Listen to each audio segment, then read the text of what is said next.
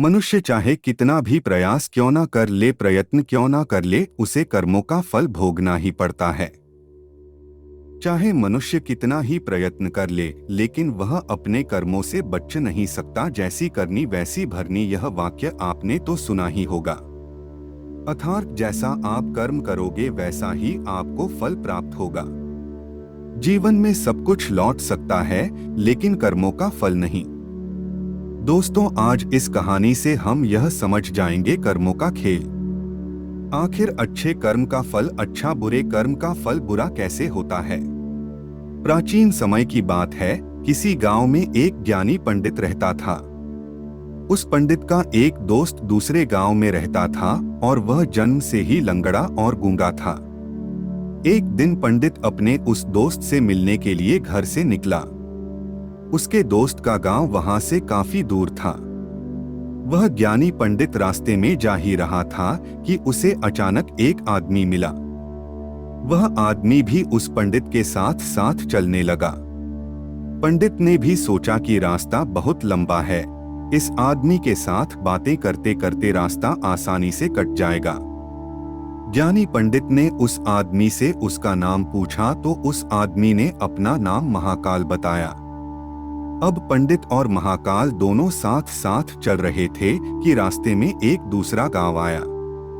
तब महाकाल ने उस पंडित से कहा कि तुम आगे चलो, मुझे इस गांव में एक पहचान वाले से थोड़ा सा काम है, मैं काम खत्म करके अभी आता हूँ। थोड़ी ही देर में गांव में एक भैंस ने एक आदमी को मार दिया और यह खबर पूरे गांव में फैल गई।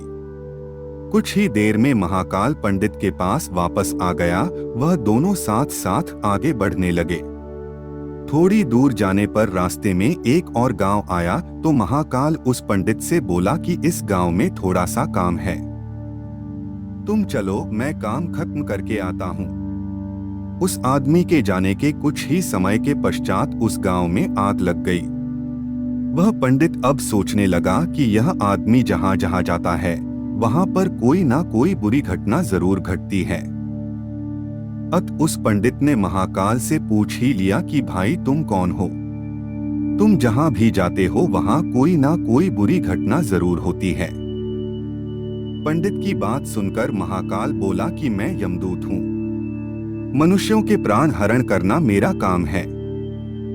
उसके बाद पंडित ने महाकाल से पूछा कि तुम यमदूत हो तो यह बताओ कि अगली मृत्यु किसकी होने वाली है।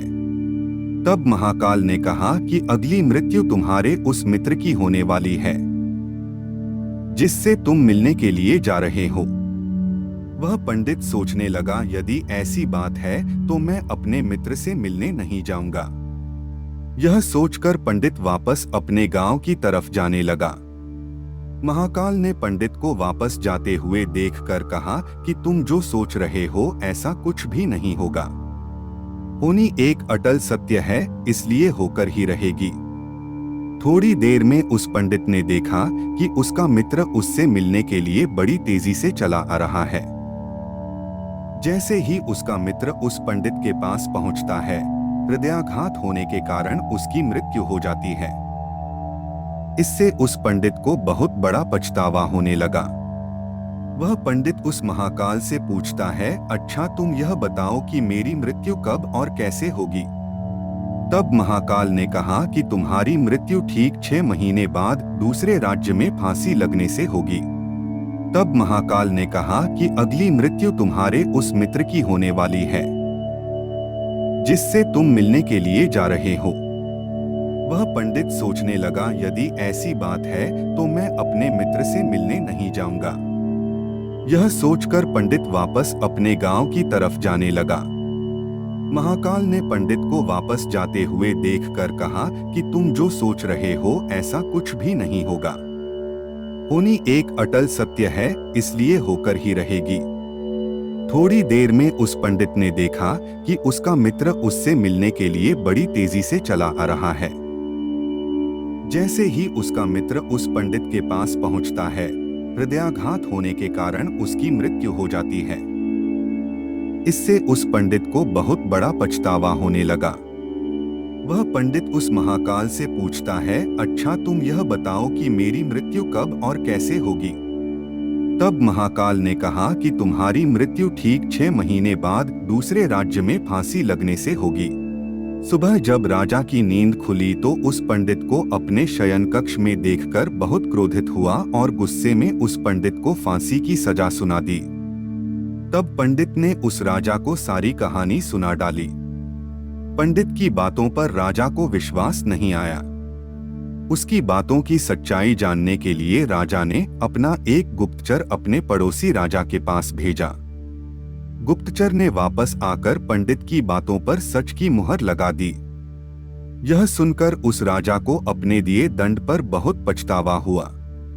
लेकिन उस राज्य का एक नियम था कि एक बार राजा जो सजा सुना दे अभी उसको बदला नहीं जा सकता।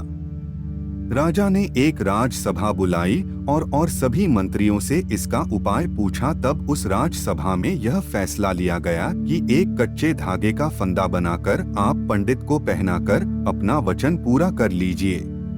कच्चे धागे का फंदा होने के कारण पंडित की मृत्यु भी नहीं होगी और आपके फैसले की लाज भी बच जाएगी।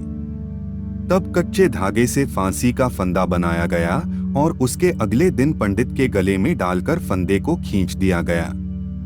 सभी ने यह सोचा था कि पंडित को कुछ नहीं होगा। फांसी देते समय धागा तो टूट गया, लेकिन उस कच्चे धागे की वजह से उस पंडित के गले की नस कट गई, जिसकी वजह से उसका खून तेजी से निकलने लगा। ज्यादा खून बह जाने की वजह से उस पंडित की मृत्यु हो गई। इस कहानी से हमें यह शिक्षा मिलती है कि मृत्यु एक अटल सत्य है। मृत्यु से कभी घबराना नहीं चाहिए। हर जीव अपने किए हुए कर्मों के अनुसार निश्चित समय के लिए इस संसार में आता है। मनुष्य स्वयं चाहे अथवा ना चाहे, लेकिन समयावधि पूर्ण होने के पश्चात इस दुनिया से उसे जाना ही पड़ता है।